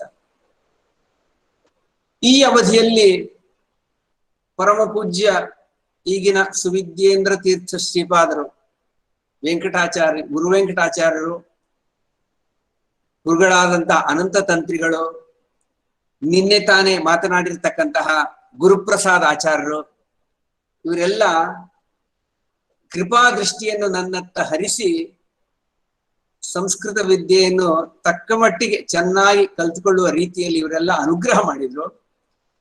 ಇದೆಲ್ಲದರ ಫಲವಾಗಿ ನಾನು ಅಲಂಕಾರ ಶಾಸ್ತ್ರದಲ್ಲಿ 4 ಅಕ್ಷರಗಳನ್ನ ಕಲ್ತ್ಕೊಂಡೆ. 2 ವರ್ಷ ವಿದ್ಯಾಪೀಠದಲ್ಲಿ ನಾನು ಅಧ್ಯಯನ ಮಾಡಿದೆ. ವಿಶ್ವೇಶ ತೀರ್ಥ ಶ್ರೀಪಾದರು ಮಧ್ಯೆ ಮಧ್ಯೆ ವಿದ್ಯಾಪೀಠಕ್ಕೆ ಬರ್ತಾ ಇದ್ರು. ಕೆಲವೊಮ್ಮೆ ದೂರದಿಂದ ನೋಡ್ತಕ್ಕಂತಹ ಒಂದು ಪ್ರಸಂಗ ಸಿಗ್ತಾ ಇತ್ತು. ವಿದ್ಯಾಪೀಠದಲ್ಲಿ ನಾನಿದ್ದ ಮೊದಲನೇ ವರ್ಷ ಎಲ್ಲ ಸಂಸ್ಕೃತ ಕಾಲೇಜಿನ ವಿದ್ಯಾರ್ಥಿಗಳಿಗೆ ಒಂದು ಭಾಷಣ ಸ್ಪರ್ಧೆಯನ್ನು ಮಾಡ್ತಾರೆ. ಅದು ಮೊದಲಿಗೆ ರಾಜ್ಯ ಮಟ್ಟದಲ್ಲಿ ನಡೆಯುತ್ತೆ. ರಾಜ್ಯ ಮಟ್ಟದಲ್ಲಿ ಯಾರು ಪಾರಿತೋಷಿಕ ಪಡಿತಾರೆ ಅವರನ್ನ ದೇಶ ಮಟ್ಟದಲ್ಲಿ ಮತ್ತೊಂದು ಸ್ಪರ್ಧೆಗೆ ಕಳಿಸ್ತಾರೆ. ನಾನು ಇದ್ದ ಮೊದಲ ವರ್ಷದಲ್ಲಿ ಸೌಭಾಗ್ಯವಶಾತ್ ರಾಜ್ಯ ಮಟ್ಟದಲ್ಲಿ ಅಲಂಕಾರ ಶಾಸ್ತ್ರದಲ್ಲಿ ನನಗೆ ಪ್ರಥಮ ಸ್ಥಾನ ಬಂದಿತ್ತು. ಹಾಗೆ ನನ್ನನ್ನು ಮತ್ತು ಕೆಲವು ವಿದ್ಯಾಪೀಠದ ವಿದ್ಯಾರ್ಥಿಗಳನ್ನ ಮಧ್ಯಪ್ರದೇಶದ ಜಬಲ್ಪುರಕ್ಕೆ ಕಳಿಸಿದ್ರು. ರಾಣಿ ದುರ್ಗಾವತಿ ವಿಶ್ವವಿದ್ಯಾಲಯ, ಅಲ್ಲಿ ರಾಷ್ಟ್ರ ಮಟ್ಟದ ಸ್ಪರ್ಧೆ ನೆರವೇರಿತು. ಅಲ್ಲಿ 2 ವಿಷಯಗಳಲ್ಲಿ ನನಗೆ ಸುವರ್ಣ ಪದಕ ಸಿಕ್ಕಿತು. ಅಲಂಕಾರ ಶಾಸ್ತ್ರ ಮತ್ತು ಸಾಂಖ್ಯಶಾಸ್ತ್ರ ಅಂತ 2 ವಿಷಯಗಳಲ್ಲಿ. ನನ್ನ ಜೊತೆಯಲ್ಲಿ ಮಾನ್ಯ ಸುರೇಶಾಚಾರ್ಯರು ಬಂದಿದ್ರು, ಅಲ್ಲಿಗೆ ನಾಗರಾಜ ಆಚಾರ್ಯರು ಬಂದಿದ್ರು. ಸೊ ಅನೇಕರು ನಾವೆಲ್ಲ ಅಲ್ಲಿ ಭಾಗವಹಿಸಿದ್ದೆವು. 2 ವಿಷಯಗಳಲ್ಲಿ ನನಗೆ ಸೌಭಾಗ್ಯವಶಾತ್ ಸುವರ್ಣ ಪದಕ ಸಿಕ್ಕಿತ್ತು. ನಾವೆಲ್ಲ ಕರ್ನಾಟಕದವರೇ, ವಿಜಯ ವೈಜಯಂತಿ ಅದನ್ನು ತಗೊಂಡು ಕರ್ನಾಟಕಕ್ಕೆ ಮರಳಿದೆವು. ಮರಳಿ ನಾನು ವಿದ್ಯಾಪೀಠಕ್ಕೆ ಬರುವ ಹೊತ್ತಿಗಾಗ್ಲೇ, ನಾನು ಬಂದವನು ನಮ್ಮ ಕಾರ್ಯಾಲಯಕ್ಕೆ ಹೋಗಿದ್ದೆ. ಮರುದಿನ ನಾನು ವಿದ್ಯಾಪೀಠಕ್ಕೆ ಬರುವ ಹೊತ್ತಿಗಾಗ್ಲೇ ಈ ವಿಚಾರ ಇಲ್ಲಿ ಎಲ್ಲರ ಕಿವಿಗೆ ತಲುಪಿತ್ತು. ಮರುದಿವಸ ನಾನು ವಿದ್ಯಾಪೀಠಕ್ಕೆ ಬಂದಾಗ ಪರಮ ಪೂಜ್ಯ ವಿಶ್ವೇಶ ತೀರ್ಥ ಶ್ರೀಪಾದರಲ್ಲಿದ್ರು. ಅವರಿಗೆ ಈ ವಿಷಯ ಗೊತ್ತಾಯ್ತಂತೆ. ಅವ್ರು ತಕ್ಷಣ ಯಾರು ಆ ಹುಡುಗ ಇಲ್ಲಿ ಕರೆಸಿ ಅಂತ ಹೇಳಿದ್ರು. ಆಗ ಹೋದ್ಮೇಲೆ ಮತ್ತೆ ಅವ್ರನ್ನ ಕಂಡು ಮಾತಾಡಿ ಆಶೀರ್ವಾದ ಮಾಡಿ ಅವರು ಬಹಳ ಚೆನ್ನಾಗಿ ಒಳ್ಳೆ ಕೆಲಸ ಮಾಡಿದ್ದೆ ಅಂತೇಳಿ ಅನುಗ್ರಹ ಮಾಡಿದ್ರು. ಅಂದ್ರೆ ವಿಶೇಷವಾಗಿ ಅವರು ಇದನ್ನು ಗುರುತಿಸಿದ್ರು. ನಾನು ಆವತ್ತೊಂದ್ಸಲ ಬೇರೆ ಒಬ್ರು ಹಿರಿಯರು ಮಾತನಾಡುವಾಗ ಇದೇ ಮಾತನ್ನು ಕೇಳಿದೆ. ವಿಶ್ವೇಶ ತೀರ್ಥರ ಒಂದು ವಿಶಿಷ್ಟವಾದ ವ್ಯಕ್ತಿತ್ವ, ವಿಶಿಷ್ಟವಾದ ಒಂದು ಗುಣ ಅಂತಂದ್ರೆ ಸ್ವಲ್ಪ ಒಂದು ಒಳ್ಳೆಯ ಗುಣ, ಯಾವುದೇ ಒಂದು ಪ್ರತಿಭೆ ಒಂದು ಚೂರು ಕಂಡ್ರೂ ಕೂಡ ಅದನ್ನ ತುಂಬಾ ಹತ್ರಕ್ಕೆ ಕರೆದು ಮೈದಡವಿ ಪ್ರೋತ್ಸಾಹ ಕೊಡ್ತಕ್ಕಂಥ ಗುಣ ನಮ್ಮ ಪರಮ ಪೂಜ್ಯ ವಿಶ್ವೇಶ ತೀರ್ಥರದ್ದು. ಅದರ ನೇರ ಅನುಭವವನ್ನು ಪಡೆದಂತಹ ಭಾಗ್ಯಶಾಲಿ ನಾನಾಗಿದ್ದೇನೆ. ಸೊ ಹೀಗೆ ಅದೊಂದು ಪ್ರಸಂಗವನ್ನು ನಾನು ಯಾವಾಗಲೂ ನೆನಪಿಟ್ಕೊಳ್ತೇನೆ. ಇನ್ನು ವಿದ್ಯಾಪೀಠದಲ್ಲಿ ನಾನು ಓದುತ್ತಿದ್ದ ಅವಧಿಯಲ್ಲಿ ಇದ್ದವರಿಗೆಲ್ಲ ಗೊತ್ತು, ಈಗ ಅನೇಕರಿದ್ದಾರೆ. ಈಗ ತುಂಬಾ ದೊಡ್ಡ ವಿದ್ವಾಂಸರಾಗಿ ಅನೇಕರೆಲ್ಲ ಅದರಲ್ಲಿ ಬೆಳೆದಿದ್ದಾರೆ. ಕೆಲವರಂತೂ ವಿಶ್ವವಿದ್ಯಾಲಯಗಳ ಕುಲಪತಿಗಳು ಆಗಿದ್ದಾರೆ. ಅವರಿಗೆಲ್ಲ ಗೊತ್ತು. ಆ ಅವಧಿಯಲ್ಲಿ ಯಾವಾಗಲೂ ನಾನು ಸಂಸ್ಕೃತದಲ್ಲೇ ಮಾತನಾಡ್ತಾ ಇದ್ದೆ. ವಿಶೇಷವಾಗಿ ಸಂಭಾಷಣಾ ಶಿಬಿರಗಳನ್ನು ನಾವು ವ್ಯವಸ್ಥೆ ಮಾಡ್ತಾ ಇದ್ದು. 1983-84ರಲ್ಲಿ ಬೆಂಗಳೂರು ನಗರದಲ್ಲಿ ಒಟ್ಟಿಗೆ 108 ಸಂಭಾಷಣಾ ಶಿಬಿರಗಳ ವ್ಯವಸ್ಥೆ ಮಾಡಿದ್ವಿ ನಾವು. ಆ ಸಂದರ್ಭದಲ್ಲಿ ವಿದ್ಯಾಪೀಠ ಮತ್ತು ವಿದ್ಯಾಪೀಠದ ಪ್ರದೇಶ ಏರಿಯಾದಲ್ಲಿ ಅಲ್ಲೆಲ್ಲ ಸಂಭಾಷಣಾ ಶಿಬಿರಗಳ ವ್ಯವಸ್ಥೆ ಮಾಡ್ತಕ್ಕಂಥದ್ದು, ಅದಕ್ಕೆ ಶಿಕ್ಷಕರ ವ್ಯವಸ್ಥೆ ಮಾಡ್ತಕ್ಕಂಥದ್ದು, ಸಮಾರೋಪ ಕಾರ್ಯಕ್ರಮ ವ್ಯವಸ್ಥೆ ಮಾಡೋದು, ಎಲ್ಲ ವ್ಯವಸ್ಥೆಯ ಉತ್ತರದಾಯಿತ್ವ ನನ್ನದಾಗಿತ್ತು. ಆ ಕೆಲಸ ಮಾಡಿದೆ. ವಿದ್ಯಾಪೀಠದ ಅನೇಕ ಮಂದಿ ವಿದ್ಯಾರ್ಥಿಗಳು ನನ್ನ ಸಮಕಕ್ಷರಾದವರು ಸಂಭಾಷಣಾ ಶಿಬಿರಗಳನ್ನು ನಡೆಸಿದ್ರು, ಚೆನ್ನಾಗಿ ಸಂಸ್ಕೃತವನ್ನ ಕಲಿಸಿಕೊಟ್ರು. ಅದರ ಫಲವಾಗಿ ಲಾಲ್ಬಾಗಿನಲ್ಲಿ ಏನು ದೊಡ್ಡ ಸಂಭಾಷಣೋತ್ಸವ ಅಂತ ನಡೆಯಿತು. ಯಾವುದರಲ್ಲಿ ಪರಮ ಪೂಜ್ಯ ವಿಶ್ವೇಶ ತೀರ್ಥರೂ ಸಹ ಭಾಗವಹಿಸಿದ್ರು. ಒಂದು ಐತಿಹಾಸಿಕವಾದಂತಹ ಒಂದು ದೊಡ್ಡ ಕಾರ್ಯಕ್ರಮ ಆವತ್ತು ನಡೆಯಿತು. ಸೊ ಆ ಕಾರ್ಯಕ್ರಮ ಇರಬಹುದು, ಮುಂದಿನ ಅನೇಕ ನಮ್ಮ ಕಾರ್ಯಕ್ರಮಗಳು ಇರಬಹುದು. ಎಲ್ಲವುದರಲ್ಲೂ ಕೂಡ ವಿಶ್ವೇಶ ತೀರ್ಥರ ಮಾರ್ಗದರ್ಶನ, ಅನುಗ್ರಹ ಇದ್ದೇ ಇರ್ತಾ ಇತ್ತು. ಇದಾಗಿ ಮತ್ತು ಒಂದು 2-3 ವರ್ಷಗಳ ನಂತರ ನಾನಲ್ಲಿ ಸಂಸ್ಕೃತ ಸೇವಾವೃತ್ತಿ ಎಂಬ ಹೆಸರಿನಲ್ಲೇ ಇದ್ದೆ. ಮುಂದೆ ನಾನು ಗೃಹಸ್ಥ ಧರ್ಮ ಸ್ವೀಕಾರ ಮಾಡಬೇಕು ಎಂಬತಕ್ಕಂಥ ವಿಚಾರ ಇತ್ತು. ಅದರಂತೆ ನಾನು ವಿವಾಹ ಆಯ್ತು ನನ್ನದು. ನನ್ನ ಗೃಹಿಣಿಯನ್ನು ಕರ್ಕೊಂಡು ಒಂದು ಸಲ ನಾನು ಉಡುಪಿಗೆ ಹೋಗಿದ್ದೆ. ಆವಾಗ ವಿಶ್ವೇಶ ತೀರ್ಥ ಶ್ರೀಪಾದರು ಪೇಜಾವರ ಮಠದಲ್ಲೇ ಇದ್ರು. ಅವರನ್ನು ಕಂಡು ನಾನು ದರ್ಶನ ಮಾಡಿದೆ. ಪರಿಚಯ ಅಂತೂ ಇದ್ದೇ ಇತ್ತು. ನಾನು ಗೃಹಸ್ಥನಾಗಿ ಹೋಗಿ ಅವರಿಗೆ ನಮಸ್ಕಾರ ಮಾಡಿದೆ. ಆವಾಗ ಅವ್ರು ಕೇಳಿದ್ರು, ಮತ್ತೆ ಅಲ್ಲಪ್ಪ ನೀನು ಸೇವಾವೃತ್ತಿ ಅಂತ ಹೇಳ್ತಾ ಇದ್ದಿ, ವೇತನ ತಗೊಳ್ಳೋದಿಲ್ಲ ಅಂತ ಹೇಳ್ತಾ ಇದ್ದಿ, ಹಾಗಿದ್ರೆ ನಿನ್ನ ಗೃಹಸ್ಥ ಜೀವನವನ್ನು ಹೇಗೆ ಮಾಡ್ತಿ? ಅತ್ಯಂತ ಕಳಕಳಿಯಿಂದ ಅವರು ವಿಚಾರಣೆ ಮಾಡ್ಕೊಂಡಿದ್ರು. ನಾನು ಹೇಳಿದೆ, ಗುರುಗಳೇ, ನಮ್ಮ ಸಂಸ್ಥೆಯಿಂದ ಹೀಗೊಂದು ಸಾಮಾನ್ಯ ವ್ಯವಸ್ಥೆ ಇದೆ, ಗೃಹಸ್ಥ ಜೀವನ ಮಾಡಬಹುದು, ಆದ್ರೆ ಸಾಮಾನ್ಯ ಮಾಮೂಲಿ ಗೃಹಸ್ಥ ಜೀವನಕ್ಕೆ ತೊಂದರೆ ಆಗದ ರೀತಿಯಲ್ಲಿ ವ್ಯವಸ್ಥೆಯನ್ನು ನಮ್ಮ ಸಂಸ್ಥೆ ಮಾಡುತ್ತೆ. ಹೀಗೆ ನಮ್ಮ ಸಂಸ್ಥೆಯ ವ್ಯವಸ್ಥೆ ಇದೆ ಅಂತ ತಿಳಿಸಿದಾಗ ಅವರು ನಿಶ್ಚಿಂತರಾಗಿ ಆಶೀರ್ವಾದ ಮಾಡಿ ಇಬ್ಬರಿಗೂ ಶಾಲು ಹಾಕಿ ಸನ್ಮಾನ ಮಾಡಿ ಕಳಿಸಿದ್ರು. ಇದಾದ್ಮೇಲೆ ಒಂದು ವಿಶೇಷ ಪ್ರಸಂಗವನ್ನು ನಾನಿಲ್ಲಿ ನೆನಪು ಮಾಡಿಕೊಳ್ಳಲೇಬೇಕು. ನನಗೆ ಮಗಳು ಹುಟ್ಟಿದ್ಲು, ಮೊದಲನೇ ಮಗಳು. ವಿದಿಶಾ ಅಂತ ಹೆಸರಿಟ್ಟೆವು. ಅವಳು ಸಣ್ಣ ಮಗುವಾಗಿದ್ಲು. ನನಗೆ ಬರಿತಕ್ಕಂಥ ಒಂದು ಅಭ್ಯಾಸ, ಸಂಸ್ಕೃತದಲ್ಲಿ ಗದ್ಯ ಪದ್ಯ ಕಾವ್ಯಗಳು ಹೀಗೇನಾದ್ರು ಒಂದಷ್ಟು ಬರಿತಕ್ಕಂಥ ಒಂದು ಅಭ್ಯಾಸ ನನಗೆ ಮೊದಲಿಂದ ಇತ್ತು. ನನ್ನ ಮಗಳು ಬೊಂಬೆಯನ್ನು ಹಿಡ್ಕೊಂಡು ಆಟ ಆಡ್ತಕ್ಕಂಥ ಸಂದರ್ಭದಲ್ಲಿ, ಯಾವುದೋ ಒಂದು ಸಂದರ್ಭದಲ್ಲಿ ಸ್ಫೂರ್ತಿ ಬಂದು ನಾನು ಒಂದು ಸಂಸ್ಕೃತದಲ್ಲಿ ಒಂದು ಹಾಡು ಬರೆದಿದ್ದೆ. ಜೋಗುಳ ಹಾಡ್ತಕ್ಕಂಥ ಒಂದು ಹಾಡು, ಜೋಗುಳ. ಅದು ಪುತ್ರಿ ಮಮ ಖಲು ನಿದ್ರಾತಿ. ಹೀಗೆ KS ನರಸಿಂಹಸ್ವಾಮಿ ಅವರದ್ದು ಪ್ರಸಿದ್ಧವಾದಂತ ಒಂದು ಜೋಗುಳ ಗೀತೆ ಇದೆ. ಆ ರೀತಿ ಸಂಸ್ಕೃತದಲ್ಲೂ ಒಂದು ಆ ರೀತಿ ಒಂದು ಹಾಡು ಬೇಕು ಅಂತ ಹೇಳ್ಕೊಂಡು ನಾನು ಪುತ್ರಿ ಮಮ ಖಲು ನಿದ್ರಾತಿ, ಪುತ್ರಿ ಮಮ ಖಲು ನಿದ್ರಾತಿ, ಸುಂದರ ಶಯನೆ ಸುಖಮಯ ವಸನೆ ಪುತ್ರಿ ಮಮ ಖಲು ನಿದ್ರಾತಿ ಅಂತ ಒಂದು ಹಾಡು ಬರೆದಿದ್ದೆ ನಾನು. ಕೆಲವು ದಿನಗಳ ನಂತರ ಸಂಸ್ಕೃತ ಭಾರತಿಯಿಂದ ನಾವು ಒಂದು ಧ್ವನಿ ಮುದ್ರಿಕೆಯನ್ನು ಪ್ರಕಾಶನ ಮಾಡಿದ್ವಿ. ಪ್ರಸಿದ್ಧ ಸಂಗೀತಗಾರರಾದಂತಹ ಪುತ್ತೂರು ನರಸಿಂಹನಾಯ್ಕ ಅವರು ಅದಕ್ಕೆ ಸಂಗೀತ ಸಂಯೋಜನೆ ಮಾಡಿದ್ರು. ಪ್ರಸಿದ್ಧ ಗಾಯಕಿಯಾದಂತಹ ಪ್ರೇಮಲತಾ ದಿವಾಕರ್ ಅವರು ಅದನ್ನು ಹಾಡಿದ್ರು. ಆ ಹಾಡು ಅತ್ಯಂತ ಪ್ರಸಿದ್ಧ ಆಯ್ತು. ಈಗಿನ ಭಾಷೆಯಲ್ಲಿ ಹೇಳೋದಂದ್ರೆ ಹಿಟ್ ಆಗೋದು ಅಂತ ಹೇಳ್ತಾರೆ. ತುಂಬಾ ಪ್ರಸಿದ್ಧವಾಯ್ತು. ಆಡಿಯೋ ಕ್ಯಾಸೆಟ್ ಆಗಿ ಪ್ರಕಾಶನ ಆಯ್ತು. ಅದು ಯಾವುದೋ ಒಂದು ಸಂದರ್ಭದಲ್ಲಿ ವಿದ್ಯಾಪೀಠದ ಯಾರೋ ಒಬ್ಬರು ವಿದ್ಯಾರ್ಥಿ ಆ ಆಡಿಯೋ ಕ್ಯಾಸೆಟ್ ಅನ್ನು ಖರೀದಿಸಿದವರು ಪರಮ ಪೂಜ್ಯರು ಪ್ರವಾಸದ ಸಂದರ್ಭದಲ್ಲಿ ವಾಹನದಲ್ಲಿ ಆ ಧ್ವನಿ ಮುದ್ರಿಕೆಯನ್ನು ಕೇಳಿಸಿದ್ರಂತೆ. ಸಂಸ್ಕೃತ ಹಾಡುಗಳ ಧ್ವನಿ ಮುದ್ರಿಕೆ ಎಂಬುದರಿಂದಾಗಿ ಅತ್ಯಂತ ಕುತೂಹಲದಿಂದ ಅವರು ಕೇಳಿದ್ರಂತೆ. ಆ ಪುತ್ರಿ ಮಮ ಖಲು ನಿದ್ರಾತಿ ಎಂಬ ಹಾಡು ಶ್ರೀಪಾದರಿಗೆ ಅತ್ಯಂತ ಸಂತೋಷ ಕೊಟ್ಟಿದ್ದಂತೆ.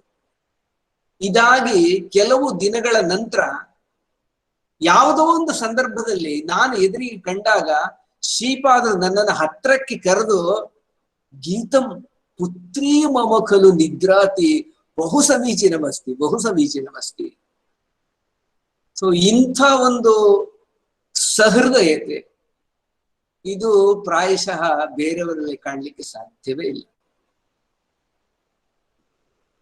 ಎಂಥ ಸ್ಥಾನದಲ್ಲಿ ಇರ್ತಕ್ಕಂಥ ಒಬ್ಬರು ಹಿರಿಯರು ಒಬ್ಬ ಹುಡುಗನ ಸಾಮಾನ್ಯನ ಒಂದು ಪ್ರಯಾಸವನ್ನು ಇಷ್ಟು ಬೆಚ್ಚಿಕೊಂಡು ಅಭಿನಂದಿಸ್ತಕ್ಕಂಥದ್ದು, ಮುಂದೆ ವಿದ್ಯಾಪೀಠದಲ್ಲಿ ಚಾತುರ್ಮಾಸ್ಯದ ಸಂದರ್ಭದಲ್ಲಿ ನರಸಿಂಹನಾಯಕರ್ ಅವರದ್ದೇ ಸಂಗೀತ ಒಂದು ಕಾರ್ಯಕ್ರಮ ಇತ್ತಂತೆ.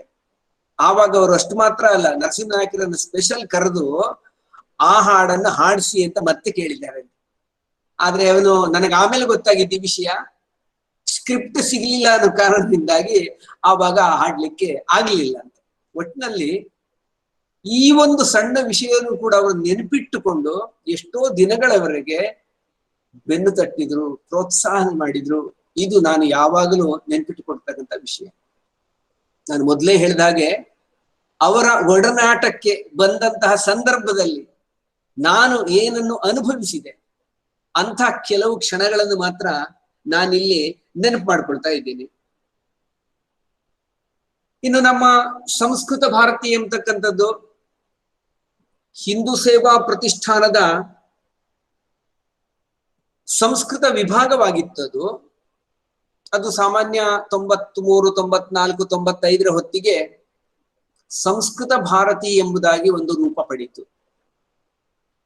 ರೂಪ ಪಡೆದು ಅಖಿಲ ಭಾರತ ಸ್ತರದಲ್ಲಿ ದೇಶದ ಎಲ್ಲಾ ರಾಜ್ಯಗಳಲ್ಲೂ ಶಾಖೆಗಳು, ಕಾರ್ಯಕರ್ತರು ಈ ರೀತಿಯ ಒಂದು ದೊಡ್ಡದಾಗಿ ಬೆಳೆಯಿತು.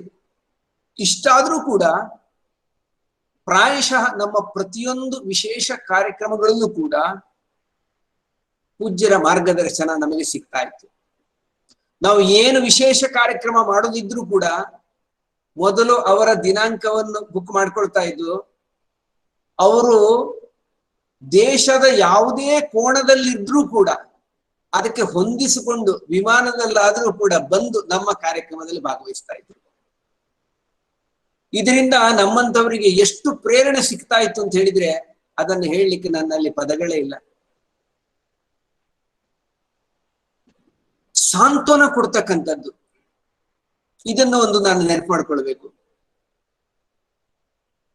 ನಮ್ಮ ಹಿಂದೂ ಸೇವಾ ಪ್ರತಿಷ್ಠಾನಕ್ಕೆ ನಿರ್ದೇಶಕರಾಗಿದ್ದವರು ಮಾನ್ಯ ಅಜಿತ ಕುಮಾರ್ ಅವರು.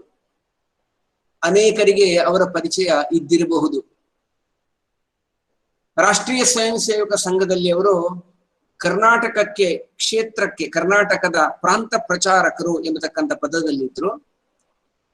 ಜೊತೆಗೆ ಹಿಂದೂ ಸೇವಾ ಪ್ರತಿಷ್ಠಾನ ಅಂತ ಯಾವೊಂದು ದೊಡ್ಡ ಸಂಸ್ಥೆ, ಯಾವುದರ ಕುಲಪತಿಗಳಾಗಿ ಪರಮ ಪೂಜ್ಯ ಶ್ರೀಪಾದರೇ ಇದ್ರು, ಆ ಹಿಂದೂ ಸೇವಾ ಪ್ರತಿಷ್ಠಾನಕ್ಕೆ ನಿರ್ದೇಶಕರಾಗಿದ್ರು ಮಾನ್ಯ ಅಜಿತ್ ಕುಮಾರ್ ಅವರು.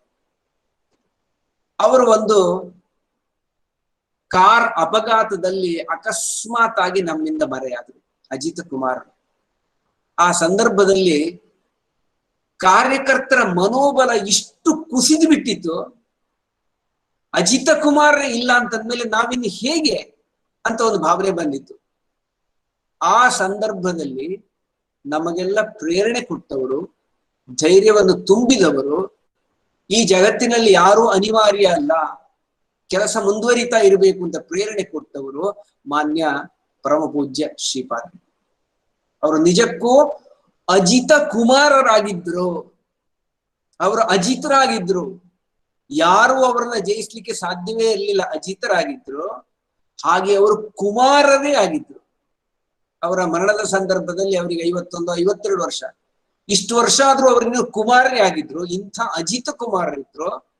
ಅವರ ನೆನಪಿನಲ್ಲಿ ಕೆಲಸವನ್ನು ನಾವು ಮುಂದುವರಿಸೋಣ ಅಂತ ಹೇಳಿ ನಮ್ಮನ್ನೆಲ್ಲ ಧೈರ್ಯ ಕೊಟ್ಟು ಮುಂದೆ ಕರ್ಕೊಂಡು ಹೋದವರು ಪರಮ ಪೂಜ್ಯರು. ಸೊ ಇದನ್ನು ಕೂಡ ನಾನು ಯಾವಾಗಲೂ ನೆನಪಲ್ಲಿ ಇಟ್ಕೊಂಡಿರ್ತೇನೆ. ಮುಂದೆ ನಾವು ಉಡುಪಿಯಲ್ಲಿ ಅಖಿಲ ಭಾರತ ವಿದ್ಯಾರ್ಥಿ ಸಮ್ಮೇಳನವನ್ನು ನಡೆಸಿದ್ರು. ಬೆಂಗಳೂರಿನಲ್ಲಿ ಗಿರಿನಗರದಲ್ಲಿ ಇವತ್ತು ಯಾವ ಅಕ್ಷರಂ ಎಂಬತಕ್ಕಂತ ಒಂದು ದೊಡ್ಡ ಭವನ ಇದೆ, ಸಂಸ್ಕೃತಕ್ಕೋಸ್ಕರವಾಗಿ ದೊಡ್ಡದಾಗಿ ಕೆಲಸ ಮಾಡ್ತಾ ಇದೆ. ಆ ಭವನದ ಹಿಂಭಾಗದಲ್ಲಿ ಒಂದು ದೊಡ್ಡ ಆಚಾರ್ಯ ಸಮ್ಮೇಳನವನ್ನು ನಡೆಸ್ತೀವಿ. ಇಡೀ ದೇಶದ ಉದ್ದಗಲಗಳಿಂದ 1000ಕ್ಕೂ ಹೆಚ್ಚು ಮಂದಿ ಸಂಸ್ಕೃತ ಶಿಕ್ಷಕರು ಬಂದು 3 ದಿನ ಗಿರಿನಗರದಲ್ಲಿ ಮನೆಗಳಲ್ಲಿ ವಾಸ ಮಾಡಿಕೊಂಡು ಸಮ್ಮೇಳನದಲ್ಲಿ ಭಾಗವಹಿಸಿದ್ರು. ಆ ಸಮ್ಮೇಳನದಲ್ಲೂ ಕೂಡ ಪೂರ್ಣ ನಿಂತು ನಮಗೆ ಮಾರ್ಗದರ್ಶನ ಮಾಡಿ ಪ್ರೇರಣೆ ಕೊಟ್ಟವರು ಪರಮ ಪೂಜ್ಯರು.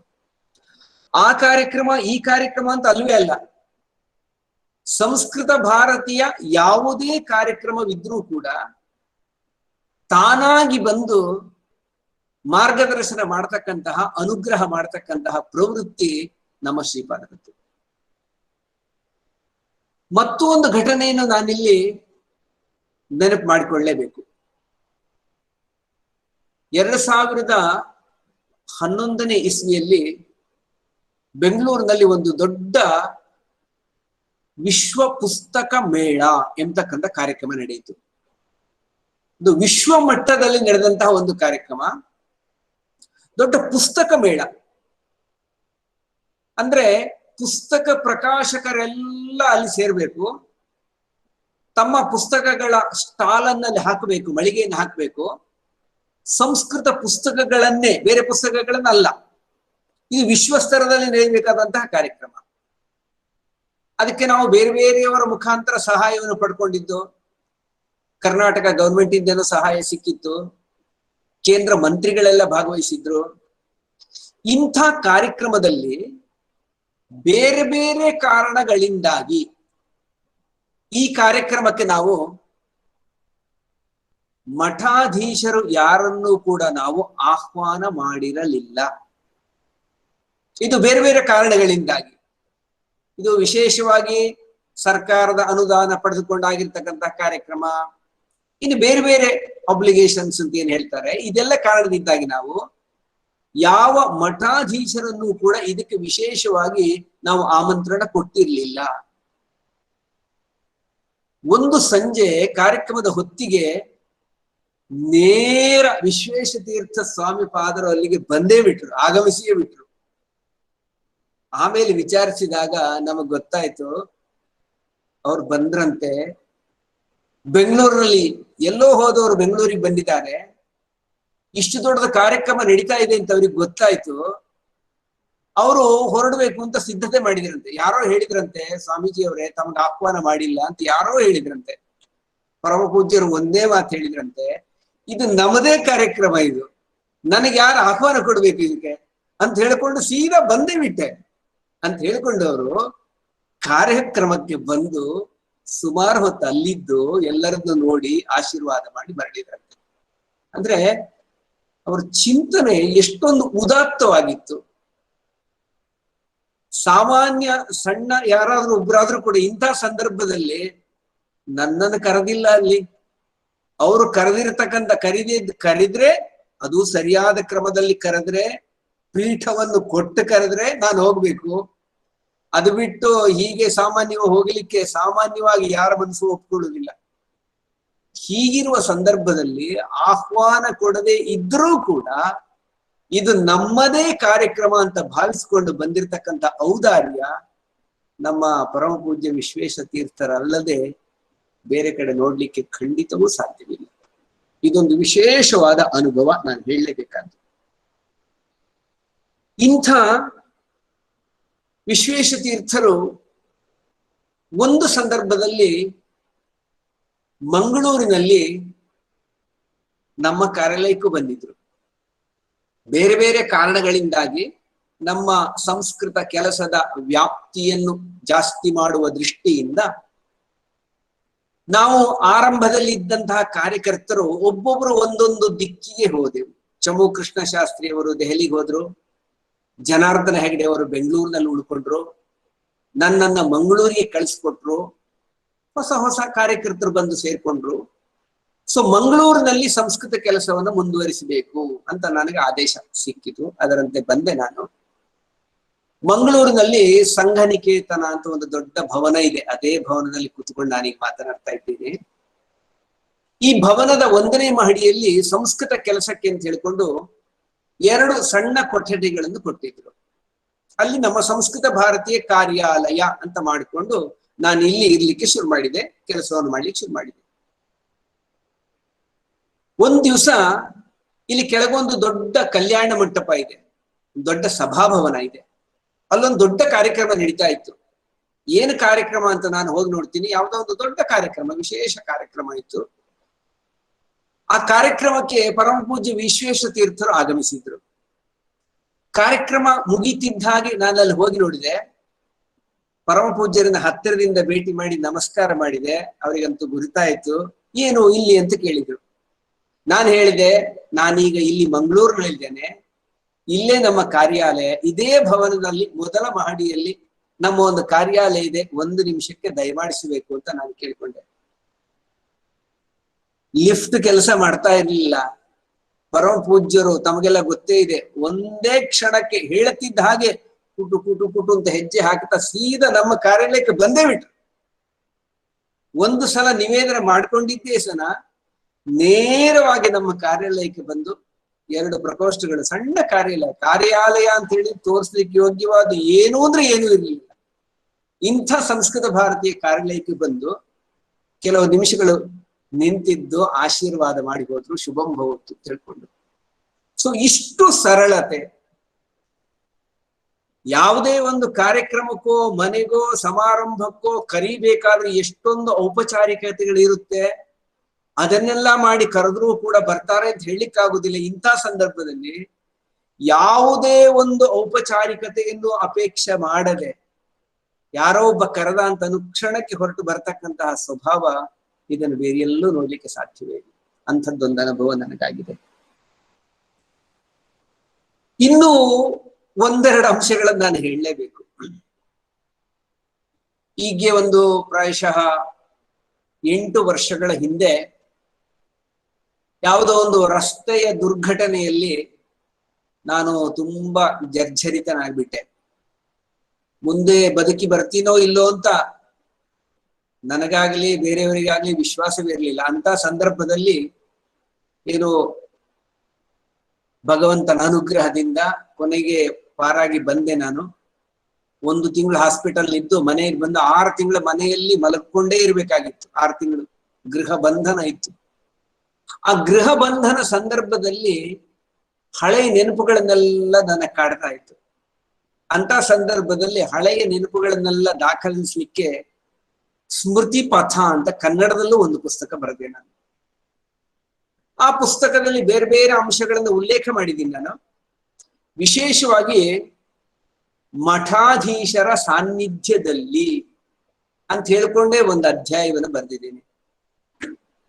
ಮಠಾಧೀಶರ ಸಾನ್ನಿಧ್ಯದಲ್ಲಿ ಅಂತ ಹೇಳಿಕೊಂಡು ಮೊದಲಿಗೆ ಅಲ್ಲಿ ವಿಶ್ವೇಶ ತೀರ್ಥರ ಬಗೆಗೆ ನನ್ನ ಒಡನಾಟ, ಅಲ್ಲಿಯ ತನಕ ಏನು ನನ್ನ ಅನುಭವಕ್ಕೆ ಬಂದಿತ್ತು ಅದನ್ನ ಒಂದು 8 ಪುಟಗಳಲ್ಲಿ ಸಣ್ಣದಾಗಿ ಒಂದು ನಾನು ದಾಖಲಿಸಿದ್ದೆ. ಅಧ್ಯಾಯಕ್ಕೇನೋ ಹೆಸರು ಕೊಟ್ಟಿದ್ದು ಹೌದು, ಮಠಾಧೀಶರ ಸಾನ್ನಿಧ್ಯದಲ್ಲಿ ಅಂತ. ಆದರೆ ಬೇರೆಯ ಮಠಾಧೀಶರ ಬಗೆಗಿನ ಲೇಖನಗಳನ್ನ ಅಲ್ಲಿ ಸೇರಿಸ್ಲಿಕ್ಕೆ ನನಗೆ ಸಾಧ್ಯವಾಗಲೇ ಇಲ್ಲ. ಪ್ರಾಯಶಃ ನಾನು ಹೀಗೆ ಅನ್ಕೊಳ್ತೀನಿ, ಕಾಳಿದಾಸನ ಬಗ್ಗೆ ಒಂದು ಮಾತು ಹೇಳ್ತಾರೆ. ಒಂದು ಹೆಸರು ಉಪಮಾ ಕಾಳಿದಾಸಸ್ಯ, ಅದರಲ್ಲಿ ಮತ್ತೊಂದಿದೆಯಲ್ಲ, ಪುರಾ ಕವೀನಾಂ ಗಣನಾ ಪ್ರಸಂಗೆ ಕನಿಷ್ಠಿಕಾಧಿಷ್ಠಿತ ಕಾಳಿದಾಸ ಅದ್ಯಾಪಿ ತತ್ತುಲ್ಯ ಕವೇರಭಾವ ಅನಾಮಿಕಾ ಸಾರ್ಥವತಿ ಬಭುವ ಅಂತ ಒಂದು ಮಾತು ಹೇಳ್ತಾರೆ. ಮೊದಲನೇದಾಗಿ ಕಾಳಿದಾಸನ ಹೆಸರು ಬಂತಂದು, 2ನೇ ಹೆಸರು ಅದಕ್ಕೆ ಸಮಾನವಾದ್ದು ಸಿಗ್ಲಿಲ್ಲ. ಹಾಗಾಗಿ ಇದುವತ್ತಿಗೂ ಅನಾಮಿಕಾ ಅಂತ ಹಾಗೆ ಹೆಸರಿದೆ ಅಂತ.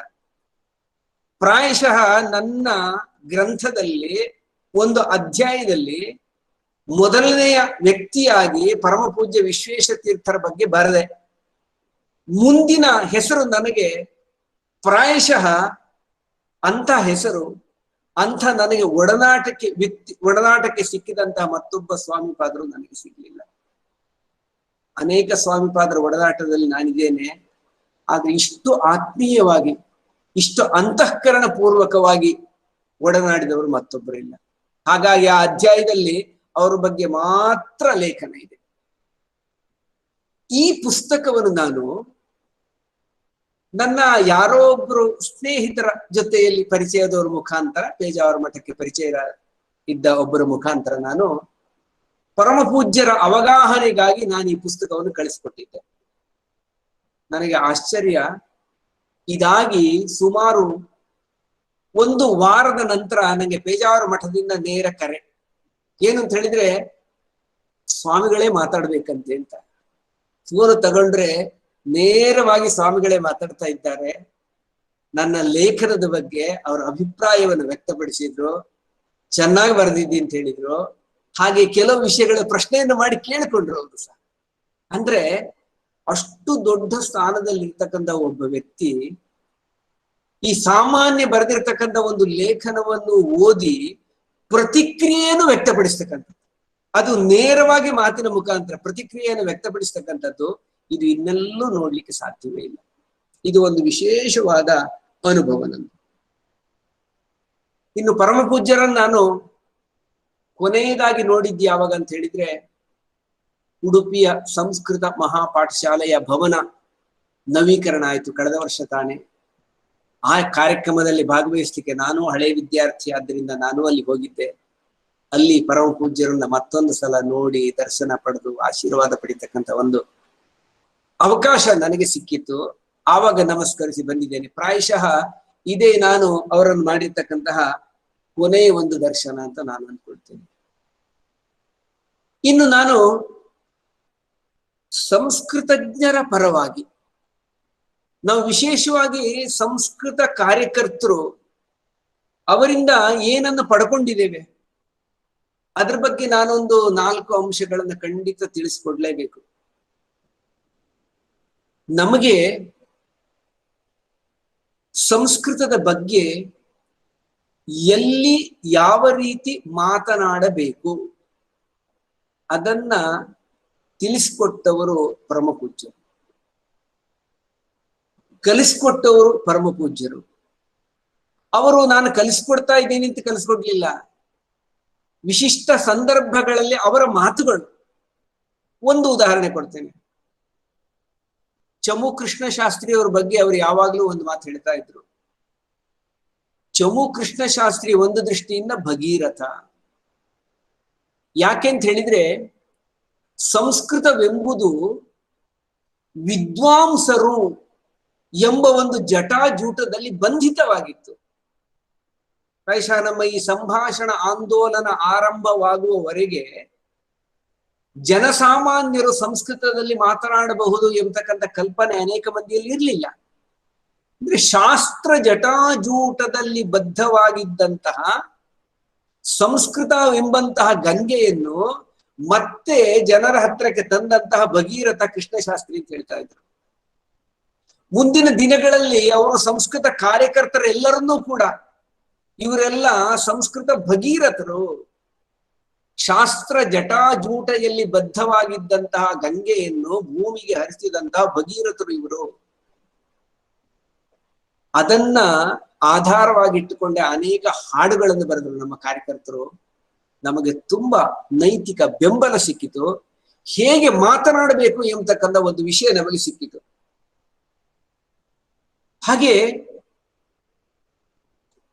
ಪರಮ ಪೂಜ್ಯರ ಕೊನೆಯ ಪರ್ಯಾಯ ಉಡುಪಿಯಲ್ಲಿ ನಡೆದ ಸಂದರ್ಭದಲ್ಲಿ ಒಂದ್ ದಿವಸ ಅವ್ರಿಗೆ ಹೀಗೆ ವಿಚಾರ ಬಂತಂತೆ, ನಮ್ಮ ಈ ಪರ್ಯಾಯದ ಅವಧಿಯಲ್ಲಿ ಬೇರೆ ಬೇರೆ ಸಂಘಟನೆಗಳ ವಿಶೇಷ ಕಾರ್ಯಕ್ರಮಗಳೆಲ್ಲ ಇಲ್ಲಿ ನಡೆದವು. ಆದ್ರೆ ಸಂಸ್ಕೃತಕ್ಕೆ ಸಂಬಂಧಪಟ್ಟಂತಹ ದೊಡ್ಡ ಕಾರ್ಯಕ್ರಮ ಯಾವುದು ನಡೀಲೇ ಇಲ್ಲ. ಯಾಕೆ ಅಂತ ವಿಚಾರಿಸಿದ್ರಂತೆ. ನೇರ ನಮ್ಮ ಸಂಸ್ಕೃತ ಭಾರತೀಯ ಹಿರಿಯ ಕಾರ್ಯಕರ್ತರನ್ನ ಕರೆದು ಮಾತನಾಡಿದ್ರು. ನಿಮ್ಮದೊಂದು ಅಧಿವೇಶನ ಕಾರ್ಯಕ್ರಮ ಇಲ್ಲಿ ನಡಿಬೇಕು ಅಂತ. ವಸ್ತುತಃ ನಮ್ದು ಪ್ರತಿ ವರ್ಷ ಒಂದು ಸಲ ದೊಡ್ಡ ಅಧಿವೇಶನ ನಡೆಯುತ್ತೆ. ಆದ್ರೆ ಆ ವರ್ಷದ ಅಧಿವೇಶನ ಆವಾಗಲೇ ಬೇರೆ ಊರಿನಲ್ಲಿ ನಿಶ್ಚಯ ಆಗಿತ್ತು. ಆದ್ರೆ ಪರಮ ಪೂಜ್ಯರು ಆಗ್ರಹ ಪಡಿಸಿದ್ರಂತೆ, ನಮ್ಮ ಪರ್ಯಾಯ ಕಾಲದಲ್ಲಿ ಉಡುಪಿಯಲ್ಲಿ ಒಂದು ಸಂಸ್ಕೃತ ಅಧಿವೇಶನ ನಡೀಲೇಬೇಕು, ನೀವು ಇಲ್ಲೇ ಮಾಡಿ, ಬೇಕಾದ ಎಲ್ಲಾ ವ್ಯವಸ್ಥೆಯನ್ನು ಮಾಡಿಕೊಡ್ತೇನೆ ಅಂತ ಸ್ವಯಂ ಅವರೇ ಹೇಳಿ ಅದರಂತೆ ನಮ್ಮ ಕಾರ್ಯಕರ್ತರನ್ನು ಒಪ್ಪಿಸಿ ಉಡುಪಿಯಲ್ಲಿ ಅತ್ಯಂತ ಸುಂದರವಾಗಿ ಅಖಿಲ ಭಾರತೀಯ ಸಂಸ್ಕೃತ ಅಧಿವೇಶನ ನಡೆಸಲಾಯಿತು. ತುಂಬಾ ಸುಂದರವಾಗಿ ಕೆಲವು ವರ್ಷಗಳ ಹಿಂದೆ ಅಖಿಲ ಭಾರತೀಯ ಅಧಿವೇಶನ ಉಡುಪಿಯಲ್ಲಿ ನಡೆಯಿತು.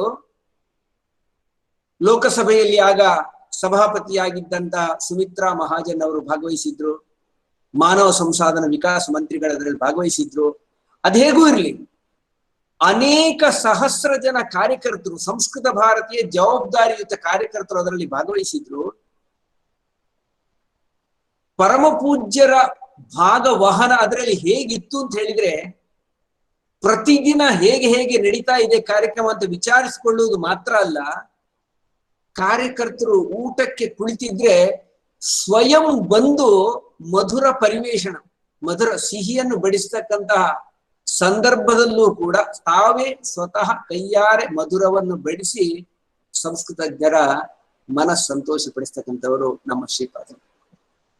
ಇಷ್ಟು ಅಂತಃಕರಣ ಅವರದ್ದಾಗಿತ್ತು. ಇನ್ನು ಪರಮ ಪೂಜ್ಯರಿಂದ ನಾವು ಕಲಿತುಕೊಂಡಂತಹ ಕೆಲವು ಮಾತುಗಳು, ಸಂಸ್ಕೃತವನ್ನು ಸಮಾಜದಲ್ಲಿ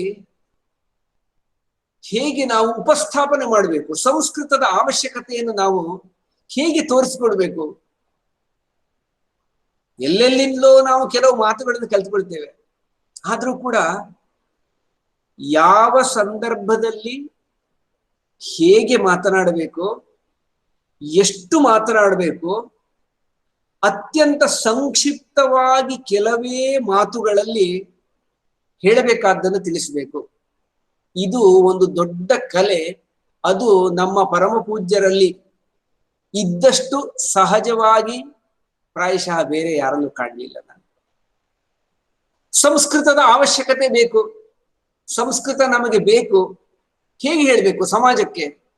ಶ್ರೀಪಾದರು ಯಾವಾಗಲೂ ಒಂದು ಉದಾಹರಣೆ ಕೊಡ್ತಕ್ಕಂಥದ್ದು, ಅತ್ಯಂತ ಸಹಜವಾಗಿ. ಯಾರೋ ಒಬ್ಬಾಕೆ ಯಾರದ್ದೋ ಮನೆಗೆ ಹೋಗಿದ್ರು, ಅಂತ ಸಂದರ್ಭದಲ್ಲಿ ನನಗೆ ಸ್ವಲ್ಪ ನೀರು ಬೇಕು ಅಂತ ಹೇಳಿದ್ರು, ನೀರು ಕೊಡ್ಲಿಕ್ಕೆ ಹೇಳಿದ್ರು. ಆಗ ಆ ಮನೆಯಾಕೆ ಒಂದು ಪಾತ್ರೆಯಲ್ಲಿ ನೀರನ್ನು ತಂದು ಕೊಟ್ರು. ಆಗ ಈಕೆ ಕೇಳಿದ್ರಂತೆ, ಈಕೆಯೋ ಈತನೋ, ನಾನು ನೀರನ್ನು ಕೇಳಿದ್ದು, ನೀವು ಪಾತ್ರೆಯನ್ನು ತಂದು ಕೊಡ್ತಾ ಇದ್ದಿ, ಪಾತ್ರೆ ಯಾಕೆ, ನನಗೆ ಬರೀ ನೀರು ಬೇಕಿತ್ತು ಅಂತ ಹೇಳಿದ್ರಂತೆ. ಆಗ ಆಕೆ ಹೇಳಿದ್ಲಂತೆ, ಪಾತ್ರೆ ಇಲ್ಲದೆ ನೀರನ್ನು ತರಲಿಕ್ಕೆ ಸಾಧ್ಯವೇ ಇಲ್ಲ. ಹೀಗೆ ಸಂಸ್ಕೃತಿ ಬೇಕು ನಮಗೆ. ಸಂಸ್ಕೃತಿ ಬೇಕು ಅಂತ ಹೇಳಿದ್ರೆ ಇದು ಸಂಸ್ಕೃತವಿಲ್ಲದೆ ಸಾಧ್ಯವೇ ಇಲ್ಲ. ಹೇಗೆ ಪಾತ್ರೆ ಇಲ್ಲದೆ ನೀರನ್ನು ತರಲಿಕ್ಕೆ ಸಾಧ್ಯವಿಲ್ಲವೋ ಹಾಗೆ ಸಂಸ್ಕೃತವಿಲ್ಲದೆ ಸಂಸ್ಕೃತಿಯನ್ನು ತರಲಿಕ್ಕೆ ಸಾಧ್ಯವೇ ಇಲ್ಲ. ಇದಕ್ಕಾಗಿ ನಮಗೆ ಸಂಸ್ಕೃತ ಬೇಕು. ಈ ವಾದವನ್ನು, ಈ ವಿಚಾರವನ್ನು ಸಮಾಜದ ಮುಂದೆ ಮುಂದಿಟ್ಟಾಗ ಇದನ್ನು ಒಪ್ಕೊಳ್ತಕ್ಕಂಥ, ವಿಪ್ರತಿಪತ್ತಿಯೇ ಇಲ್ಲದ ರೀತಿಯಲ್ಲಿ. ಇದು ಅತ್ಯಂತ ಪ್ರೇರಕವಾದಂತಹ ಒಂದು ಅಂಶ. ಇನ್ನೊಂದು ಸಂಸ್ಕೃತಕ್ಕೆ ಸಂಬಂಧಪಟ್ಟ ಹಾಗೆ ಅವರು ಯಾವಾಗಲೂ ಹೇಳ್ತಾ ಇದ್ದಂತಹ ಮತ್ತೊಂದು ಮಾತು, ಭಾರತೀಯರ ಹೃದಯ ಕಮಲಗಳಿದೆ. ಭಾರತೀಯರ ಹೃದಯ ಕಮಲಗಳು ಅರಳಬೇಕಾದ್ರೆ ಸಂಸ್ಕೃತ ಸೂರ್ಯದ ಉದಯವಾಗಬೇಕು. ಸೂರ್ಯನ ಉದಯವಾಗದ ಹೊರತು ಬೇರೆ ಎಷ್ಟೇ ದೀಪಗಳನ್ನಿಟ್ಟರೂ ಸಹ ಕಮಲದ ವಿಕಾಸ ಆಗುವುದಿಲ್ಲ. ಇದೇ ರೀತಿ ಸಂಸ್ಕೃತ ಸೂರ್ಯನ ವಿಕಾಸವಾಗದ ಹೊರತು ಭಾರತೀಯರ ಹೃದಯ ಕಮಲಗಳ ವಿಕಾಸ ಆಗಲಿಕ್ಕೆ ಸಾಧ್ಯವೇ ಇಲ್ಲ. ಇದು ಮತ್ತೊಂದು. ಸೊ ಈ ರೀತಿ ಅನೇಕ ಉದಾಹರಣೆಗಳ ಮೂಲಕ ಯಾವುದು ಸಾಮಾನ್ಯ ಮನುಷ್ಯನ ಹೃದಯವನ್ನು ತಟ್ಟುತ್ತೆ, ಮತ್ತೆ ಅವನ ಬಗ್ಗೆ ಅದರ ವಿಪ್ರತಿಪಳ್ಳಿ ಹೇಳಲಿಕ್ಕೆ ಸಾಧ್ಯವೇ ಇಲ್ಲ, ಹೀಗಿಲ್ಲ ಅಂತ ಹೇಳಲಿಕ್ಕೆ ಸಾಧ್ಯವೇ ಇಲ್ಲ ಎಂಬ ರೀತಿಯಲ್ಲೂ ಕೂಡ ಅತ್ಯಂತ ಸ್ಪಷ್ಟವಾಗಿ ವಿಷಯವನ್ನು ಮನದಟ್ಟು ಮಾಡಿಕೊಡ್ತಾ ಇದ್ರು. ಇಂತಹ ಅನೇಕ ಅಂಶಗಳನ್ನು ನಾವು ಪರಮ ಪೂಜ್ಯರಿಂದ ಗ್ರಹಿಸಿದ್ದೇವೆ. ಇವತ್ತಿಗೂ ಅದನ್ನು ನಾವು ಉಪಯೋಗಿಸಿಕೊಳ್ತಾ ಇದ್ದೇವೆ. ಸಂಸ್ಕೃತವನ್ನು ಜನಪ್ರಿಯ ಮಾಡುವ ದೃಷ್ಟಿಯಿಂದ ಇಂಥ ಅನೇಕ ಲಾಭಗಳನ್ನು ನಾವು ಪಡ್ಕೊಂಡಿದ್ದೇವೆ. ಕೊನೆಯದಾಗಿ ಒಂದೇ ಮಾತನ್ನು ನಾನು ಹೇಳ್ತೇನೆ. ಪರಮ ಪೂಜ್ಯರ ಭೌಮ ವ್ಯಕ್ತಿತ್ವವನ್ನು ಪರಿಚಯ ಮಾಡಿಸಿಕೊಡ್ತಕ್ಕಂಥದ್ದು ನನ್ನ ಸಾಮರ್ಥ್ಯಕ್ಕೆ ಸಾಧ್ಯವಿಲ್ಲದ್ದು. ಆದ್ರಿಂದ ನಾನು ಅವರಿಂದ ಗ್ರಹಿಸಿದಂತ ಅಂಶಗಳು, ಬೊಗಸೆಗೆ ನಿಲುಕಿದಷ್ಟು ಅಂತ ಒಂದು ವಾಕ್ಯ ಪುಂಜವನ್ನು ಬಳಸ್ತಾರೆ. ಸಾಗರದಲ್ಲಿ ಎಷ್ಟೋ ನೀರಿದೆ, ಆದ್ರೆ ನನ್ನ ಬೊಗಸೆ ಎಷ್ಟು ದೊಡ್ಡಿದೆ, ಹಾಗೆ ನನ್ನ ಬೊಗಸೆಗೆ ದೊರಕಿದ್ದೆಷ್ಟು. ಶ್ರೀಪಾದರ ಒಂದು ಸಂಘದಿಂದ, ಅವರ ಒಂದು ಸಾಮೀಪ್ಯದಿಂದ, ಕೆಲವೊಂದು ಸಂದರ್ಭದಲ್ಲಿ ಸಿಕ್ಕಿದಂತಹ ಸಾಮೀಪ್ಯದಿಂದ, ಅವರೊಡನೆ ಆವಾಗ ಮಾತುಕತೆ ಆಡಿದ್ದರಿಂದ ಕೆಲವೊಂದು ಅಂಶಗಳನ್ನ ಪಡ್ಕೊಳ್ಳಿಕ್ಕೆ ಸಾಧ್ಯವಾಯಿತು. ಹಾಗೆ ಸಂಸ್ಕೃತ ಕಾರ್ಯಕರ್ತನಾಗಿಯೂ ಕೂಡ ಅನೇಕ ವರ್ಷಗಳವರೆಗೆ ಮುಂದುವರಿಲಿಕ್ಕೆ ಸಾಧ್ಯವಾಯಿತು. ನನ್ನ ಗೆಳೆಯ ಬದ್ರಿಯವರು ತುಂಬಾ ಒಳ್ಳೊಳ್ಳೆ ಮಾತುಗಳನ್ನು ಉಪಯೋಗಿಸಿ ನನ್ನ ಬಹಳ ದೊಡ್ಡ ವ್ಯಕ್ತಿಯಾಗಿ ಬಿಂಬಿಸಿದ್ರು. ಹಾಗೇನಾದ್ರೂ ಸಂಸ್ಕೃತ ಕ್ಷೇತ್ರದಲ್ಲಿ ಒಂದಷ್ಟು ಕೆಲಸ ಮಾಡ್ಲಿಕ್ಕೆ ಸಾಧ್ಯವಾಗಿದ್ದಿದ್ರೆ ಅದಕ್ಕೂ ಸಹ ಪರಮ ಪೂಜ್ಯ ವಿಶ್ವೇಶ ತೀರ್ಥ ಸ್ವಾಮಿಪಾದರ ಅನುಗ್ರಹವೇ ಕಾರಣ ಅಂತ ನಾನು ಅನ್ಕೊಂಡಿದ್ದೀನಿ. ಅದನ್ನ ಕೃತಜ್ಞತೆಯ ರೂಪದಲ್ಲಿ ಹೀಗೆ ಒಂದು 4 ಮಾತುಗಳನ್ನ ನಿವೇದಿಸಿಕೊಳ್ಳಿಕ್ಕೆ ಅವಕಾಶ ಕೊಟ್ಟಿದ್ದಕ್ಕಾಗಿ ನಿಮಗೆಲ್ಲರಿಗೂ ನಾನು ಮತ್ತೆ ಮತ್ತೆ ಕೃತಜ್ಞತೆಯನ್ನ ವ್ಯಕ್ತಪಡಿಸಿ ನನ್ನ ಮಾತುಗಳನ್ನ ಮುಗಿಸ್ತೇನೆ.